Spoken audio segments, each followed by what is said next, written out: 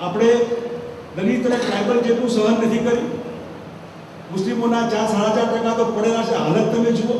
ભૂલી જાઓ મુસલમાન, કોઈ ધર્મને ભૂલી જાઓ, એની હાલત જુઓ તમે.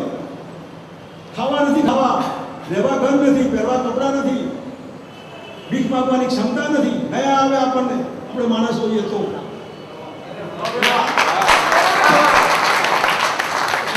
નાની મોટી વસ્તુ અનામત તો તમારે નથી માટે, પણ હોય તો અત્યારે પ્રધાનમંત્રી ચલાવે છે ઇન્સ્ટિટ્યૂટ, હું એ ચલાવું છું.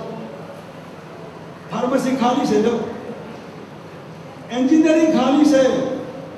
જે સંસ્થાઓ ડોનેશન લેતી હતી 5 લાખ 10 લાખ, સામેથી ફી માફીની સ્કીમ મૂકે છે. આઓને ફી માફી, ફી ના આપતા 12 મહિના ક્યાં ગઈ અનામત?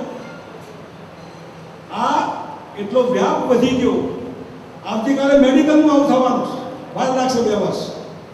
એક મેડિકલ પોસ્ટ ગ્રેજ્યુએશનના 1 કરોડ રૂપિયા donation, 1 crore medical post graduation માટે, ડેન્ટલમાં 1 કરોડ. એન્જિનિયરિંગ ડોનેશન બંધ થઈ ગયા, ફાર્મસી બંધ થઈ ગયા, મેડિકલ છે. હું ગેરંટીથી કહું છું કે આપણું રાજ આપશે તો કોઈ મેડિકલના ડોનેશન એકદમ એમાં ડાઉન કરી દઈશું. અને નહીં કહીએ તો અમે તમારું ડોનેશન આપીશું, તમારી છોકરાને તમારા ઘરે ભણાવવાની માટે થઈને. બહુ સરસ મોટાનું એક સરસ મજાનું સંમેલન સવા મહિના પછી તારીખ નક્કી કરજો, સાથે મળીને.